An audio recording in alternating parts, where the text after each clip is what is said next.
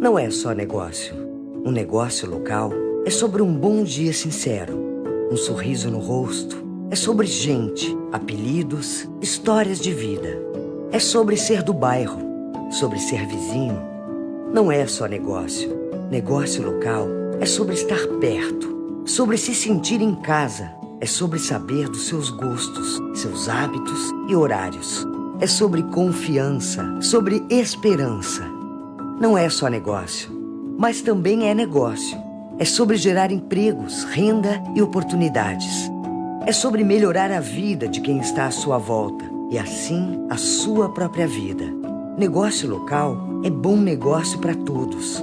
Junte-se ao Sistema Ailus. Faça a diferença.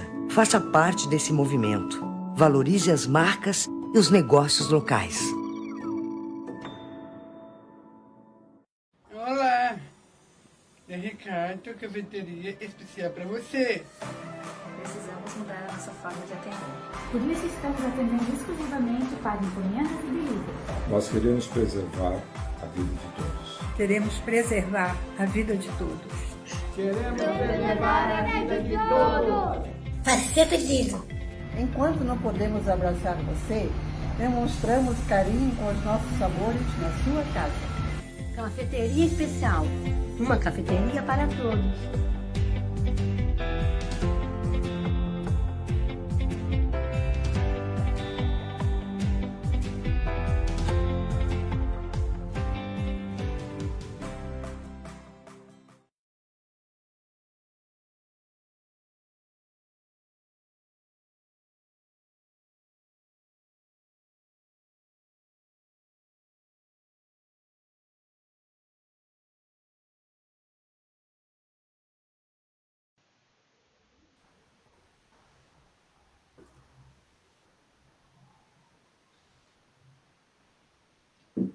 Olá, então, boa noite a você que nos acompanha hoje em mais um programa Live pela Vida, né? Vamos ter mais uma oportunidade de falar sobre coisas importantes ligadas ao universo dessa pandemia, continua entre nós, mas também vamos ampliar, né? Vamos começar a ampliar os horizontes, começar a pensar em coisas além disso.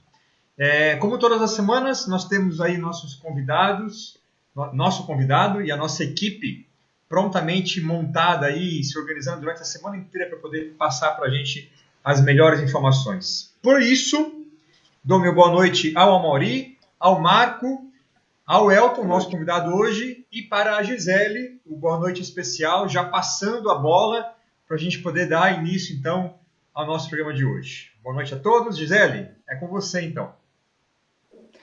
Muito boa noite aos meninos da nossa live, boa noite, Jorge, doutor Marco, doutora Amaury e doutor Elton, que com muito carinho é recebido aqui pela nossa equipe, para a gente falar, como você disse, né, Jorge, de coisas além da pandemia. Hoje tem assunto, se deixar a gente vai até meia-noite, tá? A gente vai falar da tal da ivermectina, que é o remédio da vez, né, e sabe-se lá se funciona ou não. Vamos falar também, dar uma pincelada nas vacinas. Será que realmente a gente tem alguma previsão aí para quando a gente deve ter alguma vacina? Enfim, vários assuntos abordados aqui pelos nossos especialistas. E o Dr. Elton também vem justamente para a gente falar sobre conflitos. Conflito faz parte do ser humano, seja dentro de casa, seja no trabalho. O Dr. Elton é psicólogo também, é consultor organizacional, então vem aqui para dar essa luz para o nosso caminho, para que a gente tente resolver os conflitos que já existiam e agora com a pandemia, né, acabam se acirrando ainda mais. Meninos, boa noite a todos, sejam bem-vindos. Boa noite. Boa noite. Muito bem. Bom, a gente sempre começa com um panorama da última semana, né, o que aconteceu da última quarta-feira para cá. E, gente, o que tem dado pano para manga é essa tal pandemia, esse Covid-19, esse coronavírus, novo coronavírus. A cada semana que a gente passa, tem um novo remédio milagroso que promete acabar, ou promete proteger, ou promete alguma coisa para eliminar o vírus e salvar a humanidade. Verdade ou mentira, a gente não sabe, por isso que a gente traz aqui esses especialistas. Já passamos pela vitamina C, já passamos pela vitamina D, já passamos para a hidroxicloroquina, e agora vem a ivermectina. Doutora Mauri, diante de tudo isso, lógico, peço que o senhor faça o seu panorama da última semana, mas deixo o gancho aqui para esse novo medicamento, a ivermectina. Até se o senhor puder explicar para a gente o que é esse remédio, para que ele serve, e se de fato tem algum sentido está sendo tão divulgado para ser usado contra o novo coronavírus. Boa noite, Gisele. Boa noite, Jorge. Boa noite, Marco. Boa noite ao nosso convidado, Elton. Prazer tê-los aqui, prazer ter o Elton aqui para abrilhantar a nossa live. Deixa eu começar com algumas pinceladas sobre alguns tópicos que eu considerei relevantes e eu entro nesse assunto específico da ivermectina em seguida. Eu queria ressaltar 2 trabalhos interessantes que saíram de uma maneira bem sucinta, eu vou procurar abordar. Um foi um trabalho, os 2 publicados no dia 6, né, na última segunda-feira, que um versou sobre a importância da transmissão, que a gente já falou aqui na live, de pacientes pré-sintomáticos ou assintomáticos, e esse trabalho foi feito na Universidade da Califórnia, e eles viram que essas pessoas, então, que não têm sintomas, constituem os grandes disseminadores e as pessoas estão mantendo a pandemia nesse nível que a gente vem observando. Eles fizeram estudos retrospectivos e avaliaram que mais de 50% dos novos casos acontecem por pessoas que transmitiram em forma assintomática. Isso leva a duas conclusões bastante... Não, mas agora eu voltei, mas eu não estou ouvindo eles. Dessa conclusão é que é importante a gente fazer teste PCR em pessoas que tenham suspeitas diagnósticas. Ou seja, é muito importante que a gente determine quem pode estar infectado. O Marco falou sobre isso semana passada, sobre a possibilidade, então, de testar aquele indivíduo que tem suspeita. Então, deve-se testar, sim, indivíduos que possam ter qualquer tipo de risco de estar portando o coronavírus. E o mais importante é que, quando você identifica essas pessoas, você rastreia e você isola os seus contatos. Coisas que nós não estamos fazendo de modo adequado, nem aqui no nosso município, nem no nosso país. Nós não estamos fazendo rastreamento importante dos contatos daqueles casos que a gente vem identificando. Um outro trabalho saiu numa revista chamada Lancet, que todo mundo acho que já ouviu falar dessa revista aqui, uma revista super prestigiosa, britânica, e que fez um estudo, considerado um estudo amplo, de soroprevalência. Soroprevalência quer dizer o seguinte: quantas pessoas num determinado local ou num determinado país foram infectados pelos vírus, pelo SARS-CoV-2. E eles fizeram um estudo de soroprevalência usando pesquisas de anticorpos IgG, através de técnica de quimiluminescência, especificamente na Espanha. Acho que todo mundo se lembra que abril, maio, a Espanha estava ali liderando o ranking de países com número de casos e número de mortes, junto com a Itália, junto com a França. Foi aquele primeiro boom da Europa, né? E veja que interessante, esse estudo mostrou que 5% da população da Espanha, de modo geral, foi infectada. E um terço desses 5% eram pessoas assintomáticas. Então, quando nós vemos um número de casos, por exemplo, que nós estamos vendo aqui no Brasil, num assustador de casos nos Estados Unidos, o que a gente denota? Poxa vida, tem muita gente sendo infectada, mas tem muita gente que não foi infectada. Então, se você tomar por base a Espanha, que 5% da população foi infectada, você tem 95% da população suscetível. Aí que vem aquela questão que todos temem da chamada segunda onda. Ou seja, se relaxar as medidas de contenção, nós podemos ter uma nova incidência da doença. Por quê? Porque eu tenho muita gente suscetível. Por isso que fala-se em segunda onda, até em terceira onda, se a gente não tiver nenhum mecanismo de bloquear a ação do vírus, que no caso seria a vacinação, né? Que depois eu vou abordar também, a Gisele pode voltar a esse assunto. E o terceiro tópico importante, que foi um documento enviado por 292, se eu não me engano, ou 295 pesquisadores, epidemiologistas, médicos, né, que estão ligados diretamente ao estudo da pandemia, para a Organização Mundial de Saúde, para que ela reconhecesse que o vírus, que o SARS-CoV-2 é transmitido pelo ar, né? A OMS ainda não reconhece que a transmissão pelo ar é relevante no caso da transmissibilidade, né?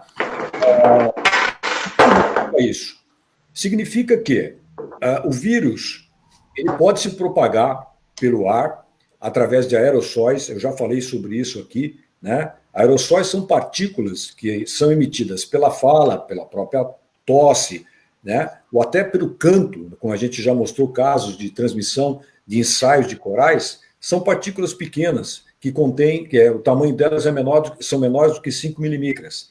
E essas partículas contêm o vírus. Em ambientes fechados, de pouca ventilação, esse vírus ele pode ir além daqueles chamados 2 metros de segurança, né? Nós estamos acostumados ao distanciamento social, famoso 1,5 metro, o famoso distanciamento de 2 metros. Numa questão de transmissão por aerossóis, você pode ter o vírus sendo transmitido num raio, numa distância muito maior que 2 metros. A regra dos 2 metros serve para as gotículas. Gotículas são partículas maiores que 7, 10 milímetros, né, emitidas pela tosse ou pelo espirro. Por serem partículas mais pesadas, elas vêm ao solo rapidamente numa distância menor. Os aerossóis, então, ficam em correntes de ar. Então, nós temos vários estudos, e isso que os pesquisadores queriam que a OMS reconhecesse, que a infecção aconteceu em ambientes, então, onde havia aglomeramento de pessoas, ambientes fechados e com baixa circulação do ar. Então, esse documento foi entregue e ontem mesmo a OMS emite uma nota reconhecendo que, sim, a questão dos aerossóis é importante para a questão da transmissão. Isso muda principalmente a nossa visão e a visão de todo o país que está pretendendo voltar às atividades normais, né? Seja de escola, seja de comércio, o que quer que seja, em relação ao cuidado com os ambientes, né? Ambientes que têm que ser ventilados, ambientes que devem ter uma renovação do ar. Então, é muito importante que a gente vá se preparando para esse tipo de adaptação na medida que a gente está pretendendo voltar à questão específica, então, da retomada das nossas atividades. Em relação à ivermectina, Gisele, eu vou fazer uma rápida introdução e chegar até a questão do que está sendo discutido hoje com essa chamada droga do momento, né? A gente vive assim no mundo, acho que abarrotado, né, de informações e algumas informações que são atribuídas, de certo modo, à ciência, né? Eu acho que é muito importante a gente saber o que caracteriza o conhecimento para que você possa dizer que ele é científico, né? Nós temos hoje que tomar muito cuidado em rotular uma determinada informação como científica. Nós temos que saber de onde vem essa informação para que ela possa ser avalizada como científica. É claro que numa pandemia, numa situação que a gente está vivendo, uma coisa muito nova para a maioria das pessoas, todo mundo tem tendência a acreditar naquilo que querem acreditar, né? Mesmo que a gente não tenha evidência. Então, há uma necessidade de acreditar em algo que venha a ser algo que nos tire disso, dessa situação. O Elton é psicólogo, entende muito mais do que eu sobre isso, né? Eu li recentemente um livro muito interessante, um livro antigo, de 1957, de um psicólogo chamado Leo Festinger. Era muito interessante, que fez pela primeira vez o conceito de dissonância cognitiva, né? Ele tem um livro chamado Quando a Profecia Falha. E o que ele dá um exemplo? Em 1954, tinha uma seita americana onde tinha uma vidente que se comunicava, segundo ela, com extraterrestres. O planeta até tinha nome, chamava Clarion, o planeta. E, segundo ela, os extraterrestres tinham passado para ela a informação que no dia 21 de dezembro de 1954 o mundo acabaria e que uma espaçonave viria para recolher aqueles indivíduos que participavam da seita, né? Óbvio que o mundo não acabou, né, como todo mundo sabe, em 21 de dezembro de 54, mas o que o Festinger fez? Ele foi estudar essas pessoas que faziam parte dessa seita. E ele viu que a maioria continuava acreditando, né? Então, mesmo com evidência de que o mundo não tinha acabado, que os extraterrestres não tinham vindo recolher as pessoas, ele viu que as pessoas mantinham a sua crença e não só mantinham, como propagavam a sua crença adiante. E ele, pela primeira vez, usa um termo muito interessante que ele chama de crença infalível. E ele fala do chamada dissonância cognitiva. E eu fui estudar muito essa questão da dissonância cognitiva, que seria uma certa acomodação das pessoas com incoerências, né? Elas mantêm as suas crenças mesmo quando elas não têm evidência, né? Então, hoje, os sociólogos evoluíram nessa questão da dissonância cognitiva e mostram hoje que nós temos uma influência dos sistemas sociais muito forte. Nós temos hoje os influenciadores. Outro dia eu conversei com um menino de 7 anos, 9 anos, que foi com a mãe na clínica, foi ser avaliado por mim lá, e a gente fica aquela pergunta, e aí, o que você quer ser quando crescer? Ele disse assim para mim, youtuber. Eu quero ser um youtuber. Tá? Eu fiquei um pouco assustado, porque eu achei que ele queria ser médico, ou psicólogo, ou jornalista, ou microbiologista, ou filósofo, né, Jorge? Não, ele quer ser um youtuber, ele quer ser um influenciador. Eu me preocupo muito com essa questão do influenciador, né? E por que eu estou falando, estou chegando na questão do influenciador? Porque os sociólogos estão vendo que esses influenciadores, eles acabam criando mecanismos muito poderosos para estabelecer e fazer uma manutenção e uma transmissão, né? Ou seja, influenciar as outras pessoas através de algumas crenças, né? Estou falando tudo isso por quê? Porque nós estamos com uma enxurrada de vídeos, né? Inclusive de profissionais médicos, falando sobre a ivermectina. Rapidinho, a ivermectina foi uma droga estudada pelos australianos laboratorialmente. Eles pegaram a ivermectina, cultura de células, viram que a ivermectina inibia, numa determinada concentração, o vírus SARS-CoV-2. Os australianos, então, foram pioneiros nisso. Porém, você transformar uma experiência in vitro, ou seja, alguma coisa de laboratório, em experiência em vivo, é uma diferença muito grande. Ou seja, aquela concentração utilizada para inibir o vírus in vitro, ela é muito difícil de você reproduzir em vivo. Ou seja, eu consegui dar uma determinada quantia de remédio para eu inibir o vírus no ser humano. Né? Então, o que aconteceu? Começou a acontecer uma pesquisa, começou um trabalho de usar a ivermectina para tratar o SARS-CoV-2. Né? Temos experiências interessantes com a droga? Temos experiências. Eu conheço vários estudos que estão sendo produzidos no Brasil, mas não são estudos comparativos, são estudos que apenas dão a droga para pessoas que têm sintomas leves. Tá? Baseado mais ou menos a cada 30 quilos de peso, um comprimido, etc. Tal. 2 comprimidos são dados num dia, 2 no outro dia, e isso se espera que tenha uma ação antiviral. Porém, gente, o que a gente tem nesse momento de uma pandemia? Nós não temos estudos randomizados, controlados por placebo, que realmente coloquem ciência, como eu entrei no início da minha conversa, né? Qual é a evidência científica? Nós temos estudos observacionais, ou seja, eu uso um determinado grupo de pessoas e relato a minha experiência através daquilo que eu venho observando com a prescrição da droga. Então, isso que a gente está vendo, né, atualmente. Não vi os vídeos dos médicos, eu sei que tem muita gente comentando, tem muitos médicos que estão, talvez como youtubers ou influenciadores, utilizando e fazendo uma propaganda e que, ao que me consta, até agora, só de sucesso. Não relatam nenhum tipo de pessoas que evoluíram mal. Minha opinião, tá? Devo prescrever ivermectina? Devo conversar com o meu paciente. O que temos a favor da ivermectina? É uma droga que não tem efeito colateral. Ela pode ser administrada com toda a segurança. Nós temos uma experiência muito grande. Eu, inclusive, uso muito a ivermectina para tratar doenças parasitárias, escabiose, etc. e tal. Eu tenho uma experiência longa com a droga. Ele é um remédio para verme, né, doutora Mauri? É isso? É um antiparasitário, né? Pode ser usado, inclusive, a sarna, que a gente chama de escabiose, que é o nome médico. 2 comprimidinhos de ivermectina cura a sarna. É uma ação muito boa, muito rápida. E temos, então, observado e discutido com alguns pacientes. Olha, existe esse estudo, nós não temos evidências clássicas, científicas. Doutor, vai fazer mal? Não. Então eu vou tomar. Ok. Ótimo, a dose é esta daqui.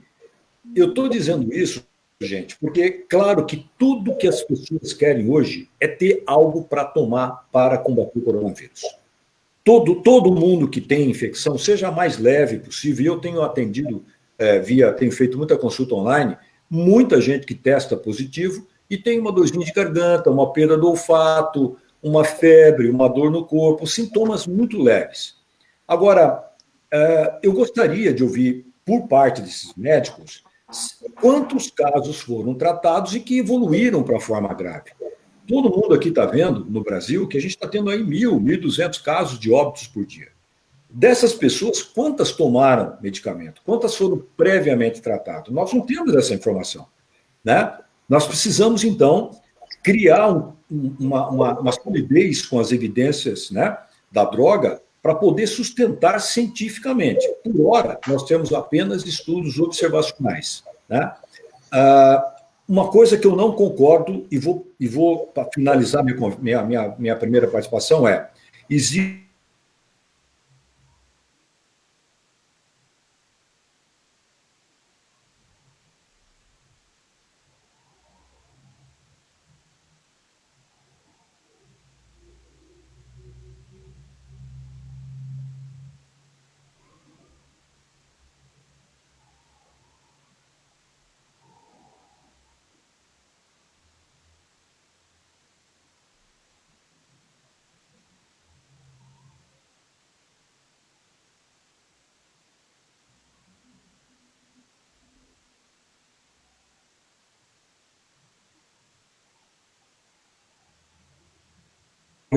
de uma exposição. Então, eu não sei onde saiu essa ideia, em que foi baseado de fazer a droga a cada 15 dias. A gente chama isso de medida profilática. Então, essa interrogação é que está levando a uma certa, por parte de nós médicos, a uma desconfiança, né, em relação a da onde surgiu profilática. A prescrição terapêutica, ela veio baseada nisso que eu falei, uma experiência laboratorial transformada numa experiência clínica. E só para finalizar, de cada 5.000 moléculas pesquisadas em laboratório e que você tenta transformar isso numa droga para a humana, apenas uma dá certo. 5.000, uma vai dar certo. Então, muito importante, o que acontece no laboratório, sim, mas você tem que transformar isso em importante no ser humano. Então, a ivermectina é isso. Se surgir mais dúvidas, eu continuo falando. Quero aproveitar para dizer para o pessoal aqui, obrigada, doutora Mauri. Aproveito para dizer para o pessoal que está nos acompanhando, aproveita, deixa a sua pergunta aí, que o Jorge está olhando cada uma e vai entrar aqui para fazer a pergunta que vocês estão mandando, tá bom? Então, não se acanhem, mandem suas dúvidas. Eu quero aproveitar esse gancho do doutor Mauri e dizer o seguinte, como ele disse, são médicos, em casos específicos, que estão indicando a medicação, porém as entidades de saúde, as entidades mesmo, não recomendam, porque não tem nenhuma comprovação se é bom ou ruim. E se não tem comprovação se é bom ou ruim, as entidades dizem, não recomendamos, né? O que eu quero passar para o doutor Marco aqui é o seguinte, olha só, doutor Marco, como todos os outros remédios que entraram na moda, acabaram imediatamente nas farmácias, né? E teve um relato de um médico que ele disse o seguinte, aqui na minha cidadezinha, as farmácias esgotaram a ivermectina. O que aconteceu? Primeiro, não tem resultado nem positivo nem negativo, mas enfim, não combate o coronavírus. Mas gerou muita gente indo para a rua, indo para a farmácia, aumentou o fluxo de pessoas se encontrando, não respeitando o distanciamento necessário, ou seja, além de não funcionar, gera muita gente na rua em busca do remédio, aumentou o número de infectados na cidade, ou seja, isso ainda sai um tiro pela culatra, é isso que a gente vê, né, doutor Marco? Pela infecção que por algo que nem faz sentido. Boa noite, Gisele. Boa noite, Amaury. Boa noite, Jorge. Boa noite, Dr. Elton. Um prazer estar aqui nas quartas-feiras de novo conversando com vocês. Eu tenho uma preocupação, e uma preocupação que começou a aparecer agora, quando eu vejo ali. Nós estamos falando de uma doença que 80% vai passar bem. 20% vão precisar de um certo cuidado médico. E desses 20%, 5%, 7% vão para a UTI. Eu fico pensando, se essa doença tivesse uma letalidade de 50%, se afetasse 80% da população, o que me preocupa é, nós não temos consenso, as sociedades científicas não estão chegando num consenso, nem a Organização Mundial de Saúde, numa doença que em 80% da população ela vai passar como uma gripe. Veja como nós estamos procurando remédios para, em vez de fazer o distanciamento social, em vez de se unirem, nós estamos não conseguindo fazer isso. Eu fico preocupado. Se vier mais tarde uma pandemia e, ao contrário dessa, for mais letal, nós vamos nos matar sozinhos, sem conhecimento. É assustador o que está acontecendo. Eu separei 3 frases. Eu quero que vocês me digam se vocês já escutaram isso e quando escutaram. Desconfiança na eficácia do uso das máscaras. As autoridades estão violando os direitos constitucionais do cidadão. Está na hora de voltar à normalidade. Vocês já escutaram essa frase? E quando escutaram? Acho que todo mundo ouviu em algum lugar um pouquinho, né? Todo mundo ouviu. Sabe quando é que essas frases foram ditas? 1918. 1919, em São Francisco, na Liga Achei que era de agora. Não, veja como nós evoluímos. Esta frase foi falada em 1919, quando foi fundada a Liga Anti-Máscara em São Francisco, nos Estados Unidos, que uniu 2.000 pessoas para ficar contra o uso da máscara. E isso se espalhou no Brasil também, se espalhou em toda a América. Veja como o ser humano evoluiu no seu conhecimento. Nós evoluímos muito em tecnologia, nós evoluímos muito, nós diminuímos a distância do mundo, mas em algumas coisas nós ficamos. E cometemos os mesmos erros. Os mesmos erros. Eu achei interessante esse achado, por isso eu gostaria de falar. Outro tópico que eu queria, antes que nós vamos falar sobre vacina, o Dr. Frederico Torre, que é o médico pediatra do hospital de Santiago de Compostela, ele me faz um comentário que eu achei muito interessante numa entrevista. Ele diz assim, estamos transmitindo ao vivo o desenvolvimento clínico de vacinas.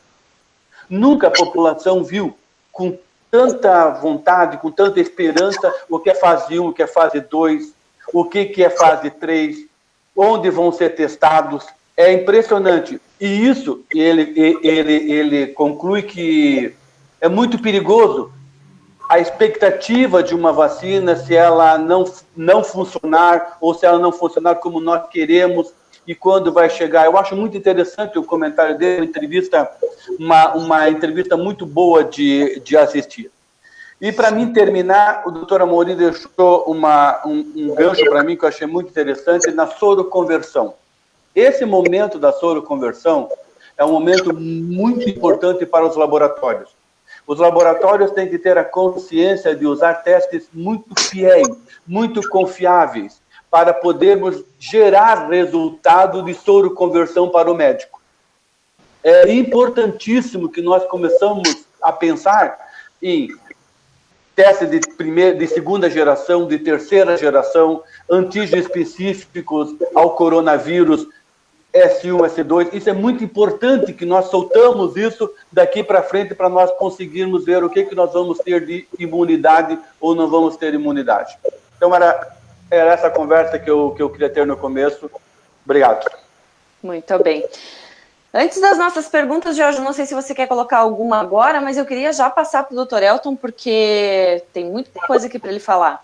Segue em frente, Gisele. A gente faz Então vamos lá. Deixa eu aproveitar um parênteses, então, Gisele, que eu acabei de falar antes.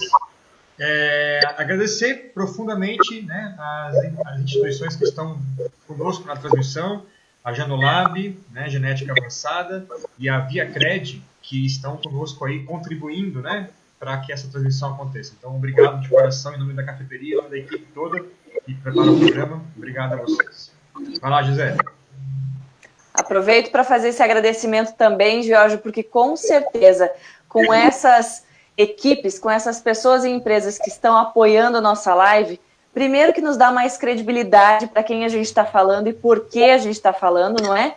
E nos faz acreditar que aqui as pessoas vão estar sempre mais bem informadas, e é isso que a gente precisa. Diante de tanto absurdo que a gente vê, aqui é o lugar para a gente ficar bem informado. Então também agradeço. Vamos lá, Dr. Elton. O ser humano é conhecido por ser um ser racional, e cada dia nós vemos que o emocional tem ficado abaladíssimo e o ser humano não sabe o que fazer. Conflitos são constantes desde que o mundo é mundo, né? Seja porque um quer A, o outro quer B, ou o outro quer inventar o C. E eu te pergunto, nesse momento de clausura, de confinamento, ou até de pessoas com medo dentro das empresas de perderem o posto de trabalho, porque não só dentro de casa os conflitos estão existindo, mas dentro das empresas também, quem saiu está com um problema, mas quem ficou também está tentando mostrar que é essencial para a organização, né? Então esses conflitos, eles vão ser, enquanto houver o homem, haverá os conflitos. E eu quero te dizer, se o ser humano é tão racional, por que o emocional está interferindo tanto na nossa vida agora? Boa noite. Boa noite Amaury, boa noite Marcos, Jorge, Gisele. Olha só, muito obrigado pelo convite, né? Eu tenho acompanhado as lives pela vida e tenho achado o maior barato, então fiquei bem honrado, Amaury, pelo convite. Olha só, primeiro que a gente vai ter que começar a questionar esse conceito, né? O Jorge, que é filósofo, ele sabe que Aristóteles já dizia que o homem é um animal racional, ou então um animal político, né? E depois esse conceito foi evoluindo e a gente foi aprendendo que, na verdade, o homem é, de fato, ou o ser humano é um ser racional, dotado de inteligência, e que vive em sociedade. Realmente, assim, esse conceito é que todos nós ouvimos dentro das universidades e dentro dos colégios, seja lá no ensino fundamental, ensino médio e por aí vai. Mas eu tenho que questionar, porque, aliás, até vou perguntar para vocês se vocês concordam, de fato, que o homem é um ser racional, dotado de inteligência. Porque talvez eu pudesse dar para vocês aqui alguns exemplos, bem rapidamente, para aqueles que também estão nos assistindo, de que eu discuto bastante esse conceito.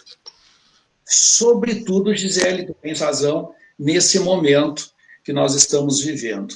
Primeiro, que a gente está passando, todos vocês aqui, o Marcos e o Amaury com certeza conhecem muito melhor isso, o que é uma síndrome de abstinência, né? Todo mundo sabe quais são os sintomas de uma síndrome de abstinência, seja de uma droga, seja essa droga legal ou ilegal, né? Mas eu estou vendo que a gente está vivendo uma síndrome de abstinência de contato. Desde que... E depois eu volto para o conceito, tá, Gisele? Só para a gente fazer aqui uma relação. Desde que eu me conheço por gente, ou seja, agora que eu vou revelar a minha idade, há 59 anos, que eu sou abraçado. Há 59 anos que eu sou cuidado, ou que cuido, né? Aliás, o desenvolvimento do ser humano é justamente essa troca, né, entre amar e ser amado, né? Ser amado e amar, essa troca constante, essa simbiose, né, que começa lá com a amamentação, E depois, evidentemente, ela vem crescendo, né, da necessidade que a gente tem de se relacionar, e principalmente nós latinos, de se tocar, né? O toque para nós é muito importante. Então, viver uma abstinência, ou ter uma síndrome de abstinência, por exemplo, de abraço, quando a gente sabe que o abraço libera o hormônio do bem-estar, se não me engano, me ajuda aí, oxitocina e a endorfina, que, aliás, comendo um chocolate também se resolve.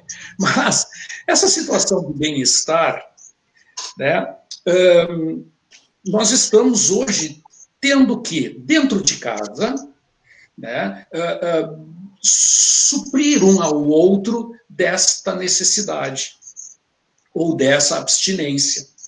Só que, quando as pessoas me dizem que agora, já há 4 meses que nós estamos sem esse contato um pouco mais de intimidade, né, pelo menos com os amigos e até com os parentes, a Mauri mesmo estava relatando antes, poxa, uma pessoa que está no hospital não pode ser visitada, né? Pelo menos ela gostaria de ser olhada. Muitas vezes o olhar, né, é muito importante, porque o olhar também comunica muito. Então, como nós estamos passando por esse processo, com essa síndrome de abstinência do abraço, evidentemente nós estamos sem paciência, nós estamos angustiados, e pior, dentro de casa, quando a gente deveria estar mais próximo, eu tenho percebido em algumas famílias, justamente o isolamento, cada um vai para o seu quarto, cada um vai para o seu cômodo, com o seu celular, né, e dificilmente senta para assistir um filme juntos, por exemplo. Foi muito bacana na terça-feira passada, que houve aquele evento aqui do ciclone, e que daí a gente ficou sem luz aqui. Aqui em casa, a gente fez uma coisa que fazia muitos anos que a gente não fazia. Nós acendemos algumas velas e algumas lâmpadas que a gente tinha aqui e fomos jogar stop. Né? Então, quer dizer, nós rimos juntos, né? E foi um momento que a gente conversou. Poxa, precisou apagar a luz, precisou não ter energia para a gente, então, conversar e, principalmente, se olhar. Né? Porque mesmo dentro de casa a gente está abraçando pouco. E eu já vou chegar agora ali no ser emocional. Então, aliás, até uma dica, se vocês me permitem, que eu gostaria de dar para todos aqui. Por favor. O que nós precisamos é dicas. Ótimo.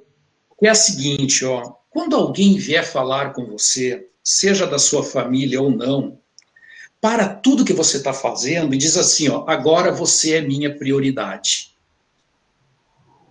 Hoje mesmo aconteceu da minha esposa passar por mim e falar assim, ei, eu tô aqui. Por quê? Porque eu não estava dando prioridade para ela.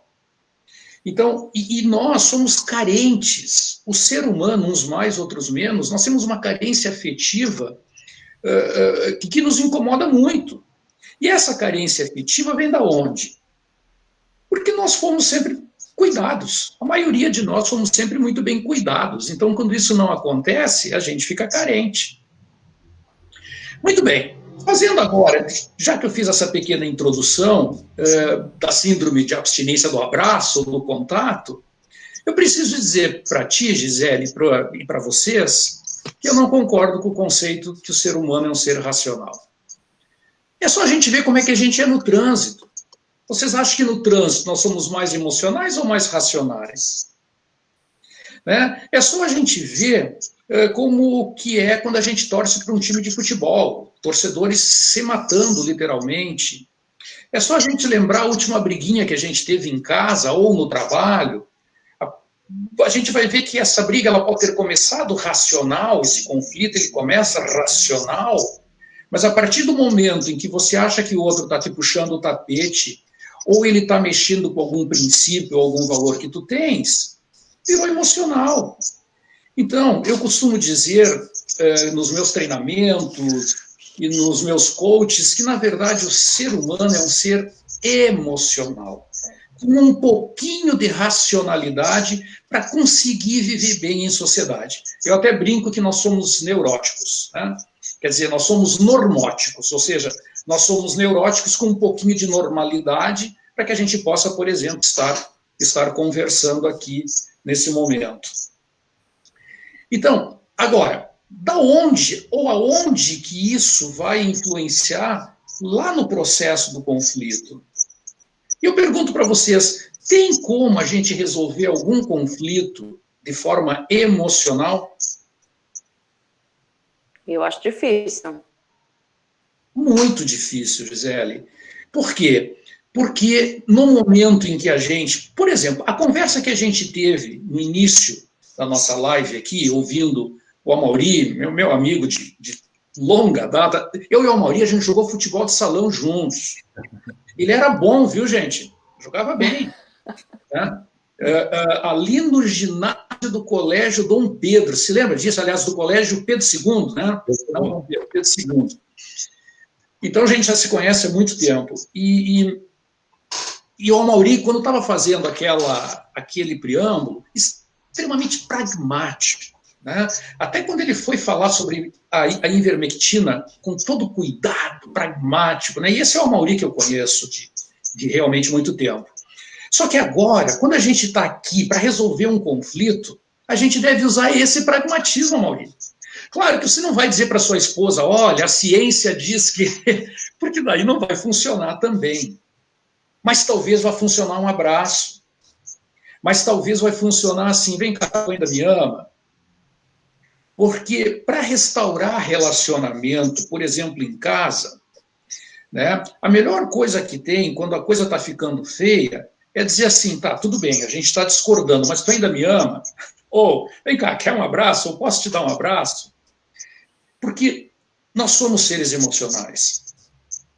Então, eu acho que eu respondo a primeira questão, né, que Gisele nos trouxe aqui, e eu já posso, se vocês permitirem, já entrar nas principais origens do conflito. A principal é essa. Nós somos seres emocionais. Né? Agora, o conflito pode ser maravilhoso. Aliás, a vida cresce, a vida evolui por conta dos conflitos. Os conflitos que a gente está vivendo agora, por exemplo, usa cloroquina, não usa. Eu lembro do Marcos, do Dr. Marcos, na última live, ou na penúltima, ele diz assim, eu não quero falar sobre isso. Quer dizer, tudo é conflito. Né? Agora, o primeiro passo nesse processo é a gente resolver os nossos conflitos. Porque, na verdade, nós temos conflitos internos, e vou dizer uma coisa para vocês, dificilmente nós vamos resolver o conflito com o outro se nós não estivermos com maturidade emocional, se nós não estivermos bem resolvidos. Porque se a gente não está bem resolvido, a gente vai colocar toda essa carga emocional na gestão do conflito, e a gente deixa de ser inteligente. Mas, doutor, me permita uma pergunta. Claro. Por exemplo, como você mesmo disse, né, a gente vai ver um monte de gente concordando e discordando de um mesmo ponto, de alguma coisa. Vou aqui usar o exemplo das máscaras. Usa máscara. Não, não quero usar a máscara. Mas em que momento... Eu acho que até o uso de máscara é um pouquinho um exemplo errado, porque eu acho que usar a máscara reflete o cuidado com o outro. Então, né... Acho que não tem que discutir isso. Mas digamos que seja qualquer outro ponto de vista. Você concorda com um ponto e eu concordo com outro. Nós vamos entrar em conflito porque a gente quer mostrar um para o outro que o outro tem razão.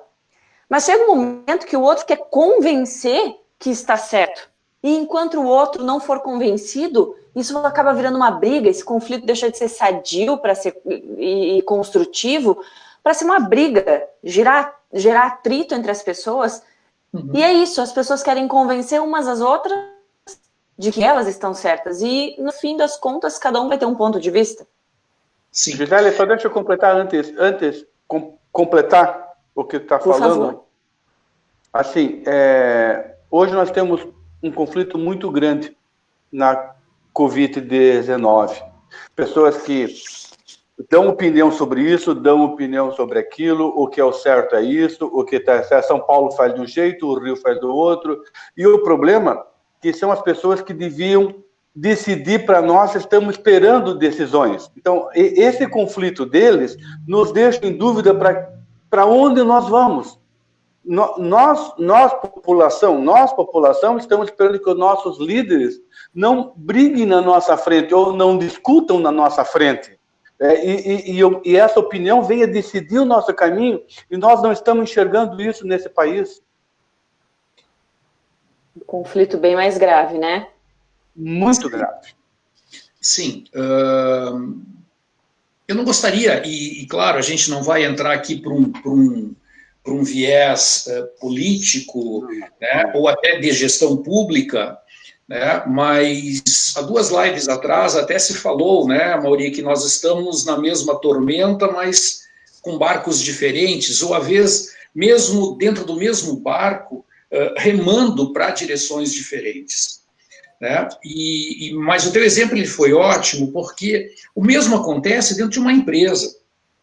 Né? Muitas vezes, os liderados, eles olham para o seu líder e dizem assim, e aí, o que é que o senhor resolve? Né? Qual é a sua opinião a respeito? Mas eu vejo o seguinte, existem 2 aspectos aqui. Um é, de que forma que se pode resolver o conflito sem um arbitramento externo? Né? Que, digamos, é o ideal dos mundos. O ideal dos mundos é que 2 pessoas adultas pudessem resolver os seus conflitos.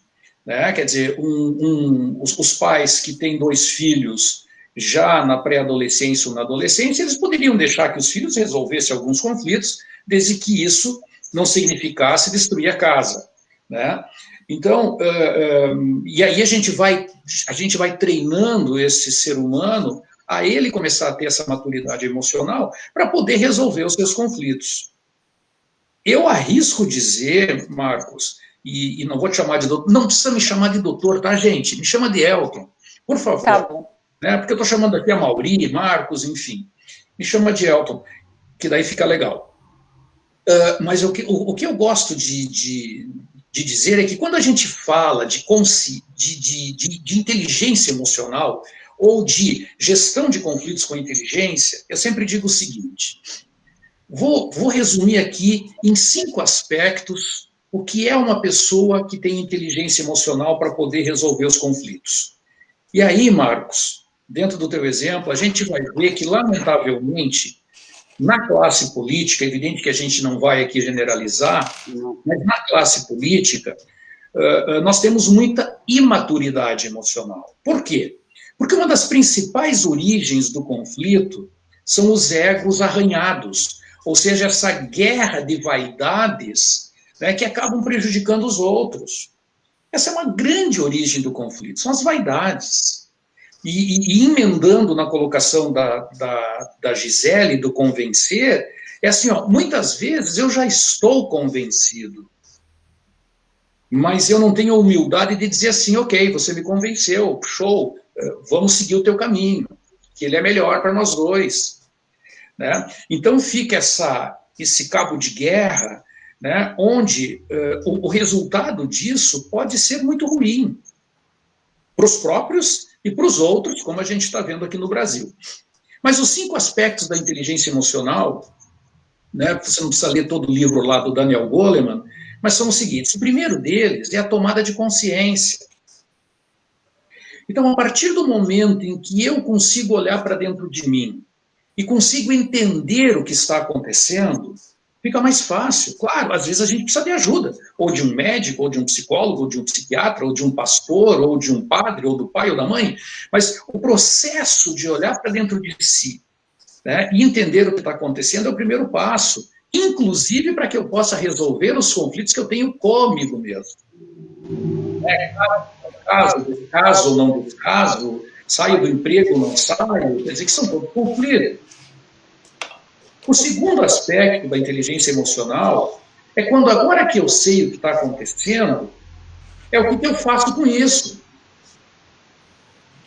Né? O que eu faço com esse sentimento de angústia? Eu acho que é isso que a gente tem que começar a entender aqui e talvez aprofundar um pouco mais. Ok, eu estou angustiado, ok, como eu disse antes, eu estou com a síndrome de abstinência. Legal, o que eu faço? Eu posso sair na rua abraçando todo mundo? Não posso. Né? Posso abraçar dentro de casa? Depende. Né? Também depende. Então, principalmente depois dos estudos aí de que a contaminação tem acontecido muito dentro de casa. Buenas, voltando, então, tomo consciência, agora eu sei o que eu faço com isso, e talvez com isso eu preciso também de ajuda. E o terceiro aspecto é o que eu aprendo com isso. Lá no início da minha profissão, quando eu cheguei aqui em Blumenau, em 85, eu trabalhei durante 1 ano, quase 2 anos, com consultório. Eu trabalhava na Sulfabril durante o dia e à noite eu tinha consultório. E às vezes a pessoa chegava para mim no consultório dizendo assim, poxa, estou me arrastando, estou me sentindo uma ameba com os olhos, com olhos. Eu estou muito triste. E daí eu olhava para esse paciente e dizia assim, meus parabéns. E ele me olhava assustado, mas como assim, meus parabéns? Como assim? E daí eu dizia, meus parabéns por você estar se dando conta disso. Você já está no passo 1. Já está no passo 1. E meus parabéns por tu estar buscando ajuda. É comigo, mas poderia ser com outro. Você está buscando ajuda. Agora, quando eu falei que eram 5 aspectos. Então, o terceiro é aprender com isso. Porque essa coisa de aprender com a dor é meio, às vezes, um tanto masoquista, mas é uma grande verdade. Mas agora o 4º passo, que eu acho que é aqui que a gente tem que entrar na gestão do conflito, é quando eu começo a ter o que eu chamo de consciência social. Ou seja, eu consigo entender o que está acontecendo com o outro. E não precisa ser psicólogo para isso. Basta prestar atenção no outro. E nessa corrida louca que a gente tem estado, a gente não tem prestado atenção. Talvez agora, nesses últimos 4 meses, a gente tenha, pelo menos em casa, tenha prestado mais atenção às pessoas para entender o que está se passando com ela. E no entender o que está se passando com ela, de uma forma muitas vezes empática, e eu até escrevi numa das lives que a grande falência do relacionamento está na empatia, porque se você não for empático, não tem relacionamento. E, voltando para cá, o 5º passo daí é a habilidade social. Ou seja, eu vejo, por exemplo, que Gisele não está bem, e eu posso olhar para ela e dizer assim, vem cá, eu posso te ajudar de alguma forma? Então, mesmo que eu não tenha a condição técnica para ajudar, mas eu posso indicá-la para alguém. Mas só o fato de eu dizer, vem cá, Gisele, o que está acontecendo? Eu estou te sentindo triste, estou te sentindo angustiada, estou te sentindo acelerada, ou desfocada, ou descompensada, Então você vai começar a ver isso e você tem mais condições de ajudar. Então esses são os 5 aspectos da competência emocional. Tomar consciência, ver o que eu faço com isso, aprender com isso, passar a prestar mais atenção no outro e, se possível, ajudá-lo. Quando a gente fala aqui, independente, por favor, de religião, mas quando a gente fala, por exemplo, da pessoa que é cristã, ou de a pessoa que tem sensibilidade com o outro, é porque ela está prestando atenção no outro. Simples assim. Não existe relacionamento sem que de qualquer tipo, sem que um preste atenção no outro. Agora, outros 2 aspectos que originam o conflito, além do fato do emocional, um dele e dos egos e das vaidades, o outro são os mal-entendidos. Gente, o que tem de conflito, e principalmente com essa coisa de WhatsApp, de redes sociais, onde as pessoas não estão se olhando para conversar, o conflito é potencializado. É ver escrever em caixa alta, ou colocar 2 ou 3 pontos de interrogação. Por que você está gritando comigo? É só caixa alta. Esqueceu de tirar. Exatamente. Mas a principal origem dos conflitos, gente, é a frustração. E a frustração, ela se dá por uma situação muito fácil da gente entender aqui, que são as expectativas não correspondidas. Gente, expectativa não correspondida gera raiva, gera frustração, gera conflito. tanto na vida pessoal quanto na vida profissional. Por exemplo, na vida pessoal, né? Eu esperava que eu esperava que você me ajudasse mais nas tarefas de casa, né? Mas você não tem ajudado. Pronto, gerou conflito. No trabalho, eu esperava que você me entregasse tal coisa em tal prazo, mas isso não aconteceu, gerou conflito. Então eu gostaria de dar aqui também, eu estou meio cabalístico hoje, né? Mas dar 3 dicas aqui, 3 dicas quentes, né? Que eu procuro usar na minha vida, que também vai minimizar um pouquinho o conflito por expectativas correspondidas. Primeira delas, declara expectativas. Simples assim. Então, se eu chego no meu médico, não é? E eu tenho que dizer para ele o que eu espero daquele atendimento. Assim como eu preciso, por exemplo, perguntar para os meus filhos, vem cá, o que vocês esperam de mim como pai de vocês? Aliás, é uma dica boa, né, para quem tem filhos. Pergunte, como eu posso ser um pai melhor? Como eu posso ser uma mãe melhor? O líder deveria perguntar para o seu liderado, vem cá, como é que eu posso ser um líder melhor? Acreditem, tem líder que mais atrapalha do que ajuda, né? Então, quando a gente começa a declarar expectativas, a gente tem que lembrar que isso é um caminho de mão dupla. Se eu digo, Gisele, o que eu espero de ti, eu preciso dar oportunidade para que tu digas o que tu esperas de mim. Porque é muito injusto você estar esperando alguma coisa de mim sem que eu saiba. Então, quando eu chego de novo lá, para me consultar com o Amaury vai olhar para mim e vai dizer, pois não, Elton, o que está acontecendo? O que eu posso fazer por você? Ou seja, ele está dizendo assim, vem cá, declara tuas expectativas, meu. Diz aí. Então, primeiro passo, declare as expectativas e lembre-se que é um caminho de mão dupla.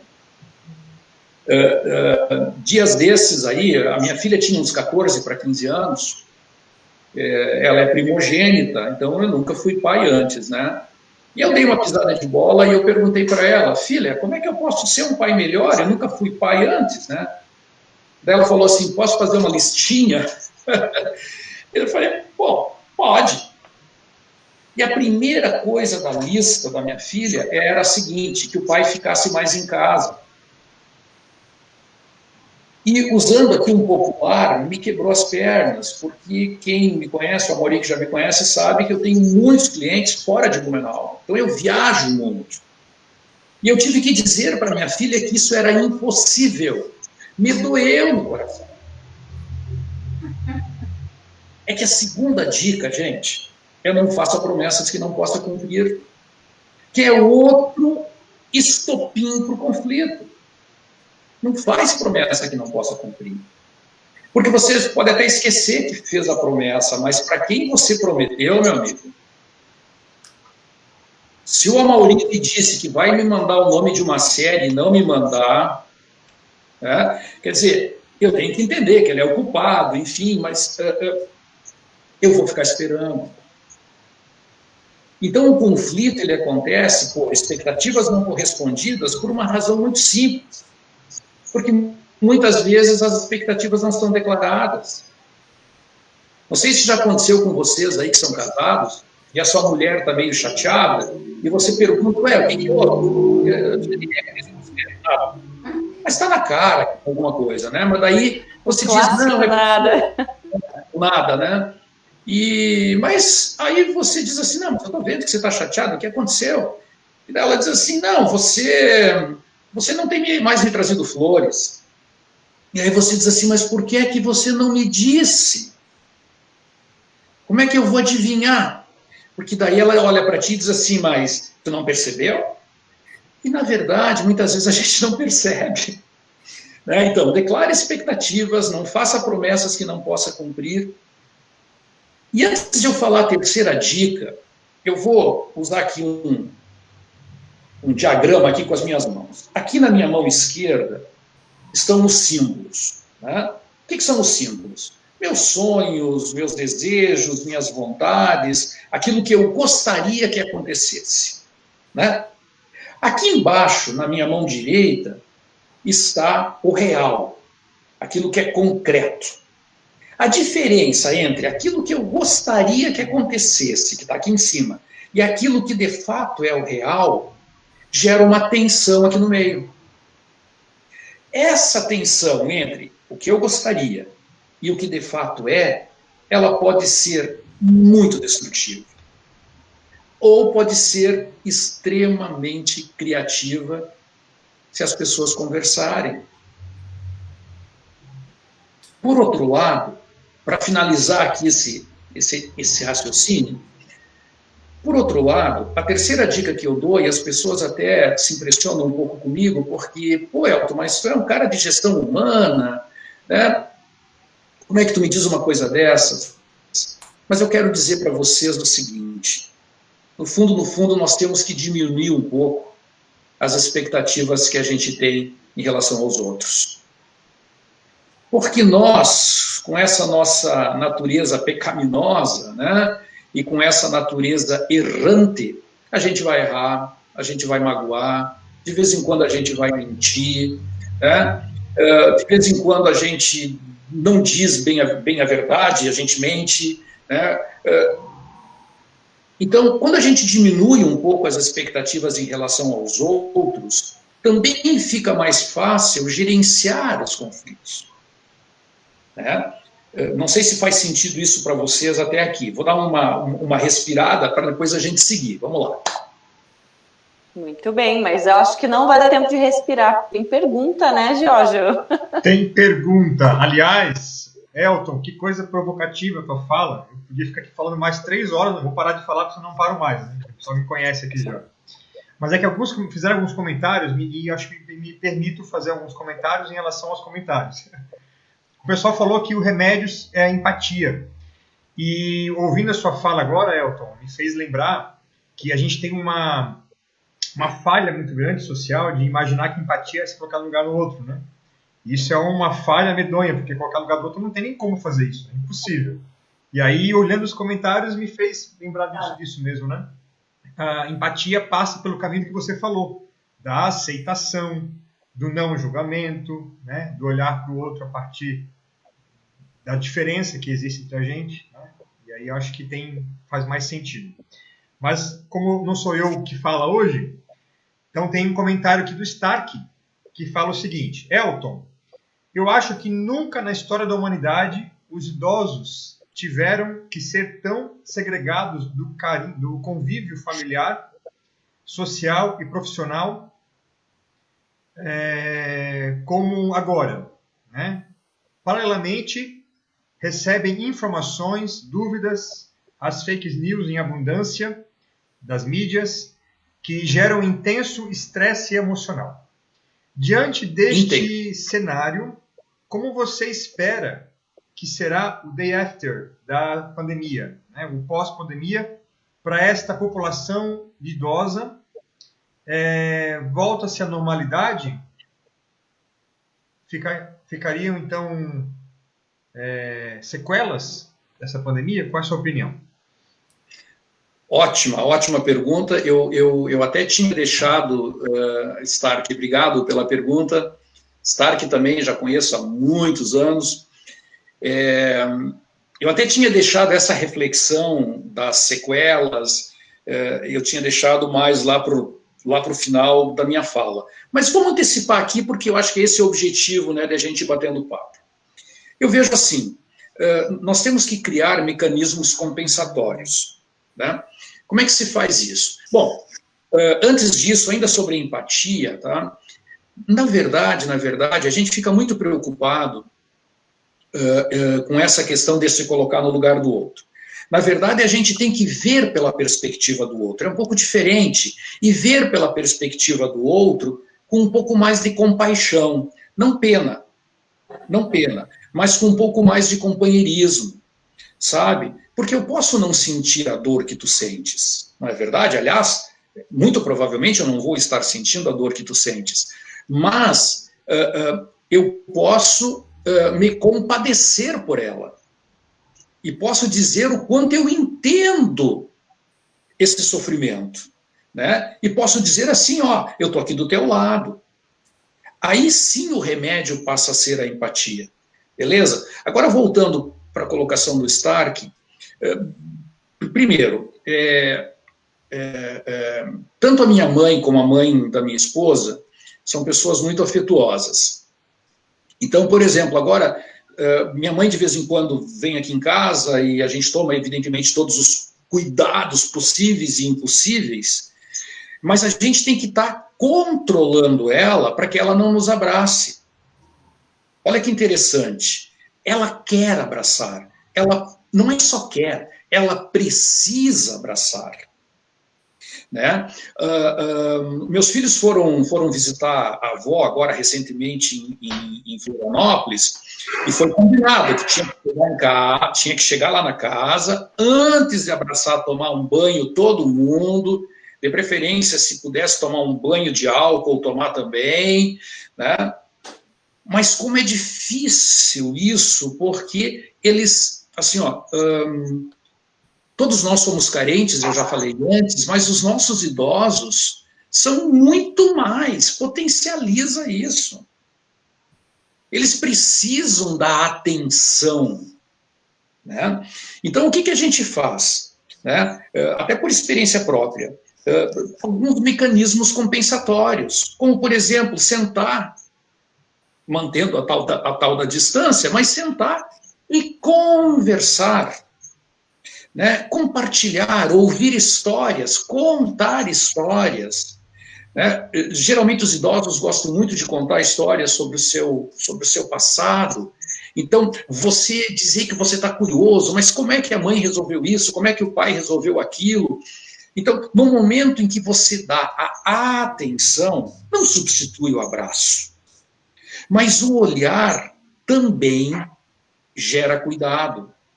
Então, você sentir cuidado e você sentir abraçado pelo olhar, nesse momento é o que a gente pode fazer.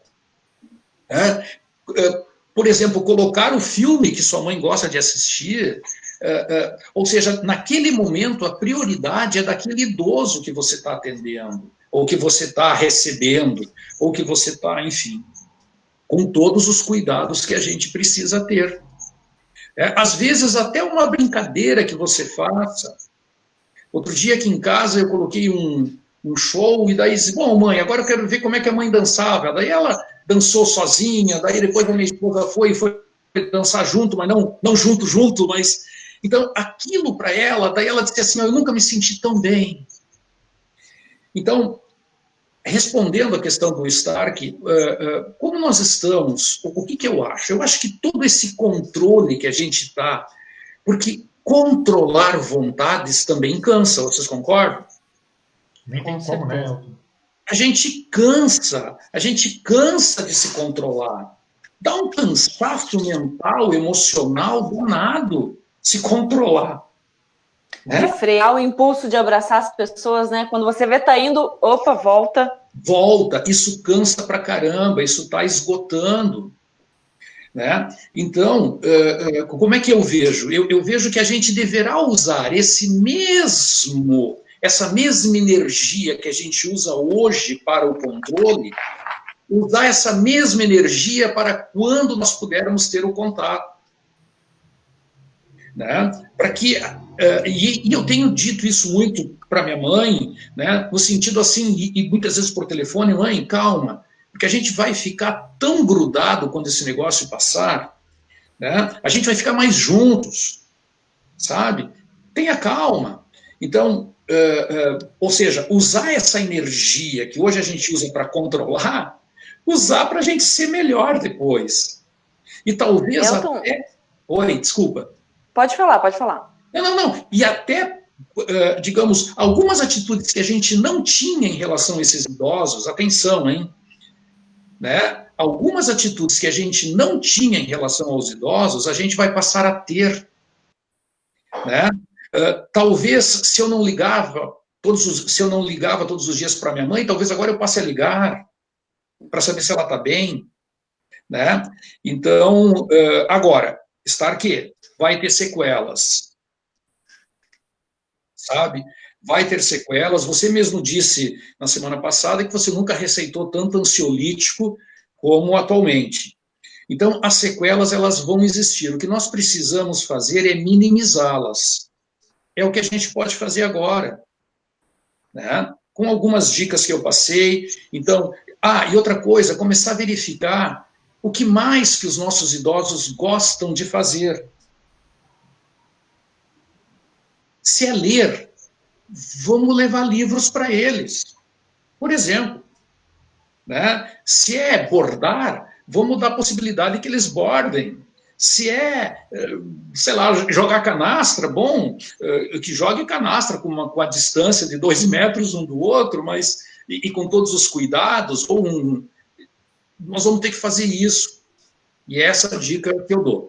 Eu gostaria, Gisele, de depois voltar só a falar um pouquinho das origens dos conflitos ainda, tá? Mas vamos lá. Gisele. Perfeito. É que tem uma perguntinha ali para o doutor Amaury, mas, Jorge, se você me permitir, eu quero perguntar para o Elton o seguinte. Antes da pandemia, a gente já vinha ouvindo e vivendo uma situação em que você até falou que a hora que acabou a luz, vocês se reuniram em casa, mas antes disso estava todo mundo no seu canto. Essa foi uma reclamação constante em todas as esferas. Seja mesmo quando a gente saía para um encontro entre amigos, o que acontecia? Dada certa hora, estava todo mundo colado no celular vendo alguma coisa e se distanciaram, né? E agora, você acha que depois de viver esse distanciamento obrigatório, as pessoas vão, de fato, valorizar o momento em que estiverem juntos, ou vai ser só uma página que virou e continua? Eu posso responder isso com muita tranquilidade. Depende de como você está lidando com isso agora, tá? Porque se neste momento a gente ainda continua afastado, acho pouco provável que isso mude quando a gente sair disso. Sinceramente, acho pouco provável, né? E nós aqui que estamos aqui, e todos que estão nos assistindo, sabem que nós precisaríamos desconectar mais. Né? Nada substitui o que a gente está fazendo agora, por exemplo. A gente está se olhando, eu estou olhando para ti, Gisele, sabe? Né? Então, enquanto eu estou falando agora, por exemplo, eu estou sendo a prioridade de vocês. E quando eu ouço vocês falando, vocês são a minha prioridade. Nada mais importa nesse momento a não ser vocês e as pessoas que estão nos assistindo. Essas são as pessoas que nos importam. O que eu vejo assim como, digamos, como uma dose homeopática aqui, é a gente começar a trabalhar esses aspectos agora, aproveitar esse momento, porque como é que a gente lida com a mudança, né? Por que as pessoas resistem à mudança? Por que nós resistimos tanto ao fato de ter que ficar em casa? Porque a gente teve que desapegar-se. O desapego é uma das palavras mais difíceis. Tem gente que sabe que desapegar dói. Dói. Desapegar dói. Então, quer dizer, eu só soube que desapegar dói quando a minha filha foi morar fora do país. Que daí eu vi que saudades doía. Então, agora a gente tem que desapegar, por exemplo, dessa maquininha que é o celular. Só que isso não tem acontecido, porque daí o celular passou a ser muito mais instrumento de trabalho e também muito mais ferramenta para saber o que está acontecendo ali fora. Então, as pessoas realmente estão com dificuldade de sentar, de novo, independente de religião, de fazer uma oração juntos, de fazer uma confraternização no sentido, assim, algum jogo juntos, de colocar, por que não, né? Lavar algumas roupas que estavam meio sujinhas juntos. Então, eu acho que eu te respondi, né? Se a gente não estiver agindo agora, e atenção para os pais que estão aqui, é agora, aproveitar esse momento para dizer o seguinte, vem cá, vamos conversar, larga o celular. Vamos rever e reconstruir, né? Ressignificar. Ressignificar. Muito bem. Jorge, tem pergunta para o doutor Amaury aí, né? Ai, meu Deus, eu tenho que parar agora a fala do Elton. Depois vocês vão ter que... Quem está em casa aí hoje por favor, depois dá um replay aqui, porque a fala de hoje está bastante provocativa e a gente não pode deixar passar isso não, viu? Tem que ser bastante refletido mesmo. A Mauri ou o Marco, né? Fiquem à vontade para responder.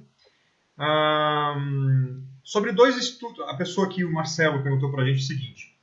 Existem 2 estudos recentes nos Estados Unidos que apontam que o vírus teria sofrido uma mutação, ainda na Europa, e quando chegou nos Estados Unidos e ao Brasil também, se tornou mais contagioso do que já era. E por isso o número de casos, tanto aqui como na América, são bem maiores do que aqueles que se viu na Ásia no início. Algum comentário sobre isso?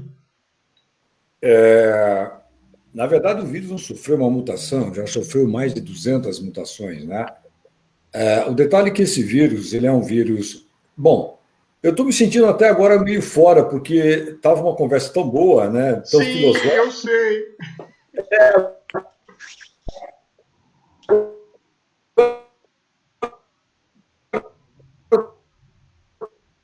Oi, eu acho que o Mauri perdeu o sinal. Voltou.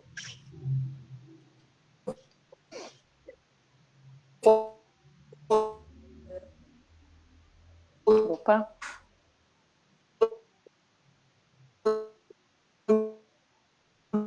Mauri caiu? Saiu o sinal Pois dele. Bom, vamos então aproveitar. Deixamos a pergunta no ar quando o Mauri puder voltar. Marcos, quer fazer um comentário, Marcos, sobre a pergunta? Sobre o comentário? Não, a Mauri está voltando. Alô? Oi, Mauri. Volta, Mauri, por favor. Depois da Mauri eu falo. Começa tudo de novo então, por favor, doutora Mauri. Eu estava comentando assim que está um papo tão filosófico, né? E agora eu vou voltar um pouquinho para o lado da ciência, embora a filosofia também é uma ciência, né? E psicologia também, obviamente. Mas a questão da mutação é o seguinte: já aconteceram mais de 200 mutações no vírus. Esse vírus é um vírus RNA de cadeia longa, como a gente fala, então não é um vírus em termos assim de tamanho, ele é um vírus grande. E isso, na verdade, é bom, é positivo, porque esse vírus ele autocorrige mutações, né? Por que é importante a autocorreção da mutação? Porque ele poderia ou perder a força ou ganhar força, né?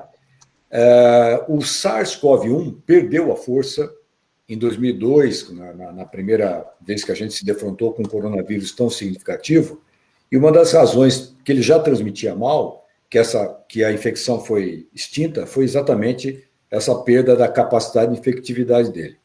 Existe uma mutação atual, que está sendo estudada, que faz uma pequena mudança na cadeia genética, na estrutura genética do vírus, e que tem alguns autores que discutem que ele teria uma maior infectividade. Isso não está provado ainda, porque nós temos um rastreamento. Existe um grande pesquisador, um virologista que acompanha, que é um colega, inclusive, nosso, chama-se Eric Topol, que ele faz, hoje, o maior rastreamento virológico. Ele estuda todas as cepas e ele consegue rastrear esse vírus desde a saída dele de Wuhan, todas as mutações que aconteceram, agora se espalhando por mais de 144 países no mundo inteiro. Mas a questão da transmissibilidade, na verdade, me parece que está diretamente relacionada à maneira como os países, principalmente o Brasil e os Estados Unidos, estão enfrentando a pandemia, né? Com uma flexibilização precoce, e isso, sem dúvida alguma, tem aumentado substancialmente a transmissão. Mas isso não se deve à transmissibilidade do vírus. Eu já falei numa situação anterior, que é um dos mistérios do coronavírus, são chamados super spreaders. São provavelmente indivíduos que transmitem mais o vírus. A gente sabe que o índice de transmissibilidade é geralmente considerado de 3, ou seja, eu, infectado, passaria para 3 outras pessoas que fossem suscetíveis, mas nós temos relatos de pessoas que já transmitiram para mais de 17, 20 pessoas. Um único indivíduo transmitir para mais pessoas. E esse é um mistério que ronda essa questão da transmissibilidade. Mas essa mutação vista nesse atual momento, não temos ainda a evidência de que este vírus seja, por si só, mais transmissível. Eu prefiro pensar em indivíduos que são mais transmissores do que num vírus mais transmissível. Bom, deixa eu só completar com a Mauri também. Esse vírus, nós temos que sair da origem dele.